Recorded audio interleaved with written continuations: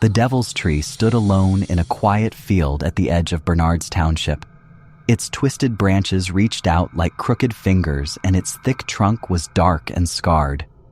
The tree was old, older than anyone in town could remember. People said it was cursed. Ben, Jake, and Lisa had heard the stories. They were 13 and didn't believe in curses. One chilly autumn evening, they decided to visit the tree. The sun was setting, casting long shadows as they rode their bikes to the field.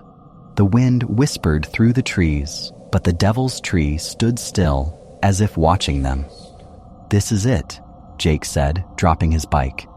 He walked toward the tree, but Lisa hesitated. "My cousin touched it once," she said.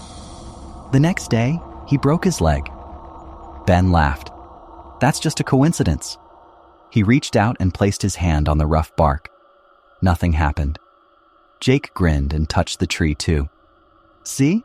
It's just a tree." Lisa bit her lip, then slowly placed her hand against the trunk. The bark felt ice cold, even though the air was warm. A sudden gust of wind made the branches rustle. "Let's carve our initials," Jake suggested, pulling out his pocket knife. "No way," Lisa said. "What if the stories are true?" But Jake had already started. As he carved, the wind grew stronger, howling like a warning. The air around them felt heavy. Then, from deep inside the tree came a low groan. Lisa gasped. "Did you hear that?" Ben shook his head. "It's just the wind." But then, a shadow moved across the field, tall and thin, shifting without a sound. The three friends froze. There's someone there," Jake whispered. The shadow grew closer, but no footsteps came. It was gliding, watching. A deep, hollow voice echoed through the air. "You should not have touched my tree." The friends screamed and ran for their bikes. Ben tripped, his hand scraping against the ground. The shadow stretched toward him, reaching with long, black fingers. Lisa grabbed his arm and pulled him up. They jumped onto their bikes and pedaled as fast as they could, the wind pushing against them. As they reached the road, the air suddenly went still. They looked back. The shadow was gone. The Devil's Tree stood silent and dark, as if nothing had happened. At home, Ben's mother gasped when she saw his hand.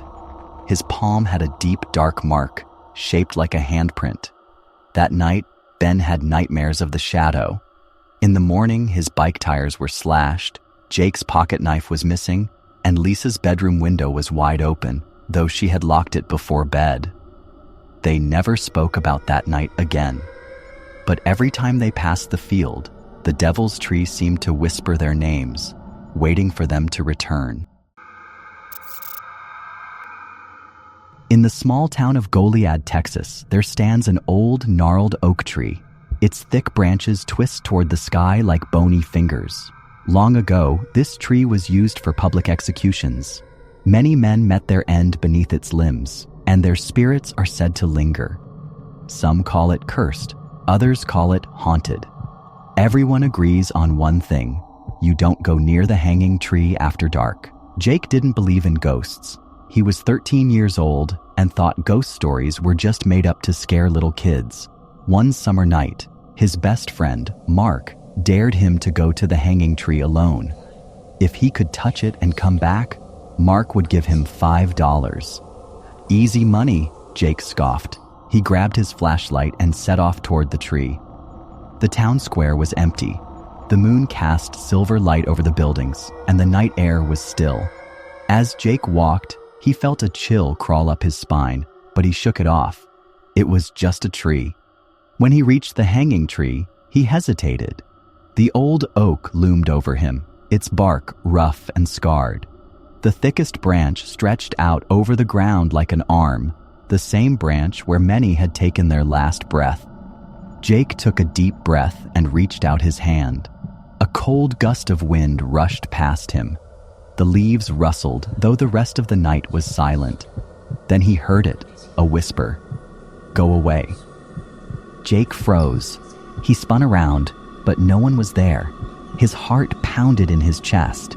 He told himself it was just the wind. He reached out again.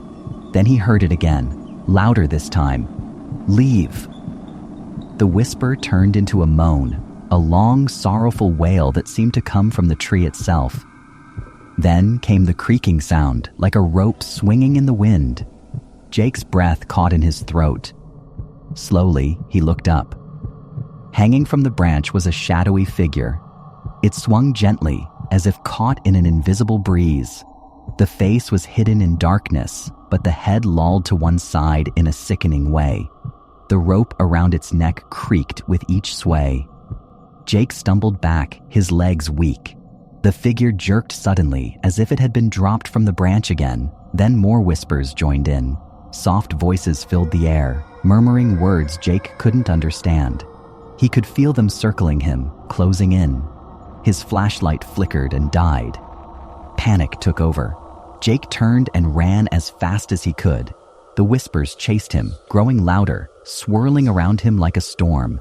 His own breath came in ragged gasps, his heart hammering in terror.